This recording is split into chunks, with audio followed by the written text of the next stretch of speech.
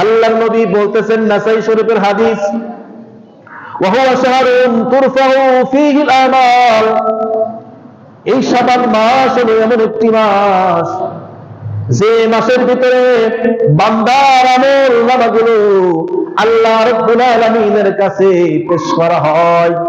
তার শাবান মাস এমন একটি মাস যে মাসের ভিতরে বান্দার আমল নামাগুলো কার কাছে পেশ করা হয়?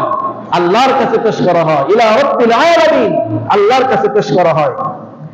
আল্লাহ নবী বলতেছেন, ফাউহিব্বু, আমি ভালোবাসি, আইয়ুরফা আমালি, আমার আমলটা আল্লাহর কাছে পেশ করা হোক, ওয়া আনা সাইমুন, এমত অবস্থায় যে আমি রোজাদার, অর্থাৎ আমি রোজা থাকা অবস্থায় যেন আমার আমল নামাটা আল্লাহর কাছে কি করা হয়? পেশ করা হয়। এমন অবস্থায় আমার আমল নামাটা যেন আল্লাহর কাছে পেশ করা হয় যে অবস্থায় আমি কিদার?